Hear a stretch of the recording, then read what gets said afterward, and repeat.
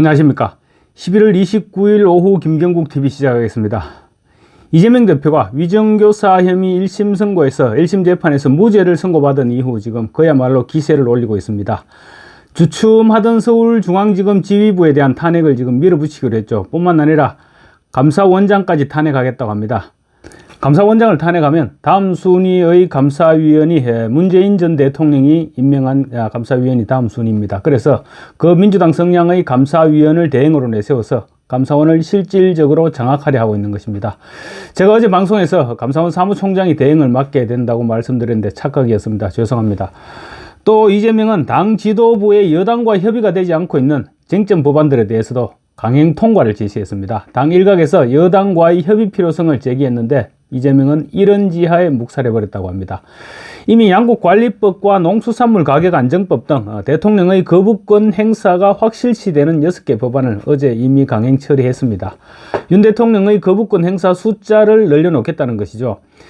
이재명이 거의 권력을 잡은 듯이 행세하고 있는데 벌써 안하무인격입니다. 단 한 건, 그러니까 위정교사 혐의에 대해 김동현이라는 이상한 판사가 무죄를 선고함으로써 이재명과 민주당이 지금 엄청난 승리를 한 것처럼 기세등등해진 것인데 그야말로 큰 착각이 아닐 수 없습니다.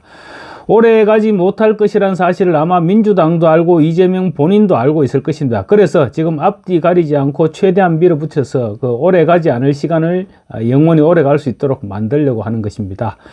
지금 이재명의 남은 사법 리스크 가운데 만만한 것은 단 한 건도 없습니다. 뿐만 아닙니다. 지금 모든 재판이 불리하게 전개되고 있는 것이 사실입니다. 객관적으로 볼 때 그렇습니다. 우선 선거법 위반과 위정교사 혐의 항소심 재판부터 지금 이재명은 첩첩산중입니다.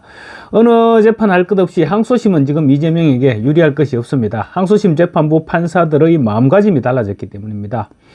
고법 판사들은 조희대 대법원장의 법원장 추천제 폐지에 지금 매우 고무되어 있는 상황입니다.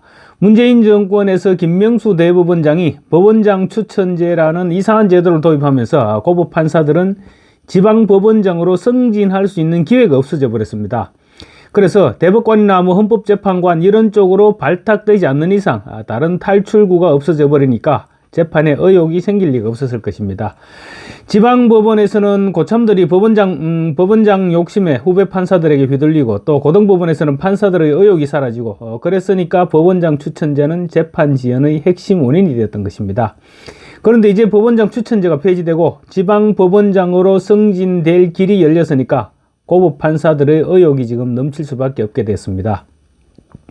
거기다 조희대 대법원장이 신속한 재판을 가장 시급한 과제로 내걸었죠. 그래서 이재명의 핵심 전략인 재판 지연이 고법 판사들에게 먹혀들 틈이 점차 없어지고 있는 것입니다. 결국 조희대 대법원장이 법원장 추천제를 폐지하기로 한 것이 이재명 재판 지연 전략에 치명적으로 작용하고 있는 것입니다. 이재명의 항소심 재판이 고등법원들 판사들 입장에서는 기회가 될 수 있습니다. 고법 판사들 입장에서는 지방법원장 승진 기회를 잡기 위해서 대법원장의 신속한 재판 방침을 따르려고 최대한 노력할 수밖에 없을 것입니다. 특히 위정교사 항소심의 경우 이재명은 무죄를 선고받았기 때문에 항소를 할 수가 없고 따라서 정인 신청도 따로 할 수가 없는 만큼 재판 속도가 엄청나게 빨라질 것이란 전망입니다. 아마도 서울고등법원 항소심 재판부는 이재명의 위정교사 혐의 항소심이 자신에게 배당되기를 은근히 기대하고 있을지도 모르겠습니다. 사실상 법률 해석만 하면 되는 재판이기 때문에 신속하게 유죄로 정리할 수도 있기 때문입니다. 선거법의 경우도 항소심 재판부는 633 강행 규정을 지금 최대한 준수하려 할 것입니다. 이번 이재명의 선거법 항소심은 조희대 대법원장은 물론이고 선거법을 재판하는 모든 판사들이 눈여겨보게 될 것입니다. 633 강행 규정을 준수토록 한 조희대 대법원장의 엄명이 얼마나 지켜질지 이 부분을 주목할 것이라는 점입니다. 따라서 아직 항소심 재판부가 결정되지는 않았지만 분명히 재판을 최대한 서두르게 될 것입니다. 특히 대법원이 이재명과 특수관계였죠. 이재명이 인섭이형으로 불렀던 그 김인섭 씨의 백현동 로비를 대법원이 인정을 했습니다. 그래서 선거법 가운데 백현동 부지 용도를 국토부의 협박 때문에 어쩔 수 없이 용도를 상향 조정시켜줬다. 이런 이재명의 주장은 이제 더 이상 따져볼 필요도 없게 됐습니다. 그만큼 시간을 단축할 수 있게 된 것이죠. 변수는 민주당이 공직선거법상 허위사실 공표죄에 대한 위헌 법률 심판을 청구하는 부분입니다. 아마도 이재명의 시간 끌기를 위해서 항소심 재판부에 위헌 법률 심판을 청구할 가능성이 높아 보입니다. 만약에 항소심 재판부가 이유 있다고 받아들이게 되면 이제 헌법재판소에 신청을 하게 되죠. 이 경우에는 재판이 중단됩니다. 긴급한 재판일 경우 심리는 계속되지만 선고는 할 수 없게 됩니다. 만약 항소심 재판부가 위헌 법률 심판 청구가 근거 없다고 기각해버릴 경우 재판을 계속 진행하고 또 선고도 하게 됩니다. 그렇지만 기각됐을 경우에도 헌법재판소에 기각에 대한 헌법 소원은 제기할 수 있습니다. 결론적으로 이재명이 위헌 법률 심판을 청구할 경우 항소심 재판부가 기각을 하든 받아들이든 어떤 경우든 헌법재판소까지 끌고 갈 수는 있게 될 것으로 보입니다. 그렇지만 항소심 재판부가 근거 없다는 판단을 하게 될 경우 재판은 계속 진행되게 되고 또 선고도 가능해지는 만큼 크게 걱정할 필요는 없을 것으로 보입니다. 항소심 재판부 입장에서 수십 년간 지금 계속 적용되어 왔던 허위사실 공표죄를 갑자기 위헌 사유가 있다고 판단하기는 어려울 것이라는 견해가 지배적이기도 합니다. 또 신속한 재판을 강조하는 조희대 대법원장이 지켜보고 있는 마당에 그 가운데 위헌 법률 심판 청구를 덥석 받아주기도 쉽지 않을 것입니다. 신속한 항소심 재판 분위기는 이미 이화영 재판에서도 읽히고 있습니다. 이화영 측은 오늘로 예정돼 있던 이화영의 대북 송금 관련 외국환 관리법 위반 등의 혐의, 그러니까 이화영이 1심에서 징역 9년 6개월을 받았던 그 재판이죠. 그 항소심 선고를 앞두고 변론 재개를 신청했습니다. 변론 재개를 신청했는데 재판부가 받아들이지 않았습니다. 대신 선고 기일을 12월 19일로 3주간 연기시켜주기는 했지만 대세 지장은 없을 것으로 보입니다.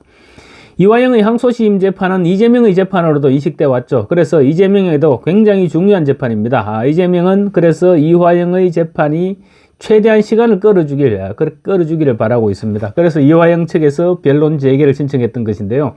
재판부는 시간을 끌 수 있는 변론 재개는 받아들여주지 않고 그냥 3주 정도 선고를 연기하면서 한 번 더 살펴보는 것으로 그렇게 정리했습니다. 그래서 12월 19일에는 더 이상 연기하지 않고 항소심 선고를 하겠다는 것입니다. 이화영의 항소심 재판부는 정말로 신속하게 재판을 여기까지 이끌어왔습니다. 그런데 굳이 막판에 지금 다시 재판을 지연시킬 이유가 없다고 그렇게 판단한 것 같습니다. 특히 내년 2월 재판부 인사는 이재명에게 치명상을 입힐 수 있습니다. 이재명의 위정교사 혐의에 대해서 1심에서 무죄를 선고했던 서울중앙지법 형사 33부 김동현 부장판사가 현재 대장동과 백현동, 위례신도시, 그리고 성남 FC 불법 후원금 사건, 이것을 한꺼번에 묶어서 심리를 하고 있죠. 재판을 담당하고 있습니다. 그런데 계속 병합 심리를 계속하게 된다면 김동현의 편파적인 진행과 맞물려서 그야말로 재판이 언제 끝날지도 모르는 그런 상황입니다.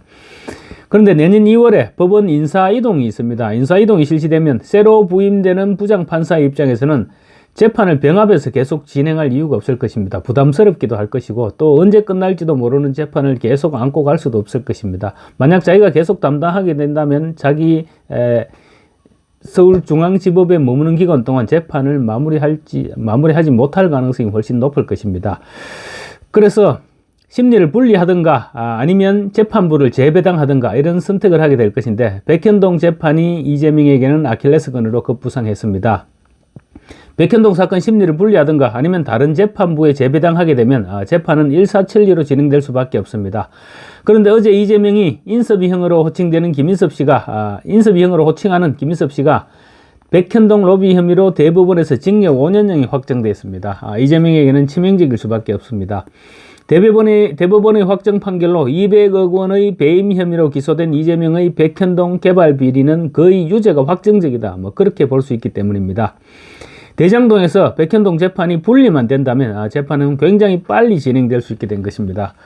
로비를 했던 김인섭의 징역형이 대법원에서 확정됐는데 로비를 받았던 사람을 무죄라고 할 수는 없을 것입니다. 지난번에는 김동현 판사라는 이상한 판사가 위정한 자는 처벌받고 또 위정교사한 자에게는 무죄를 선고하는 그런 이상한 판결을 내렸지만 또 이번에도 또 로비한 자는 처벌받고 로비 받는 자는 무죄가 되는 그런 엉터리 재판이 또 재현될 수는 없을 것입니다. 속도가 빨라질 항소심 재판과 함께 이재명의 진짜 사법 리스크는 지금부터라는 말이 나오는 이유이기도 합니다. 그만큼 백현동의 김인섭 씨에 대한 대부분의 유죄 확정은 이재명에게 치명적으로 다가오고 있다는 얘기입니다. 시간이 흐를수록 지금 이재명에게 물어야 할 법적 책임은 점차 강도가 높아지고 있습니다. 그래서 아마도 이재명은 더욱더 다급해질 것입니다. 아마 민주당 바깥의, 그러니까 야권 내부 깊숙한 곳에서는 포스트 이재명에 대한 그림을 계속 그려나가고 있지 않을까, 그렇게 생각할 수 있을 것 같습니다. 감사합니다.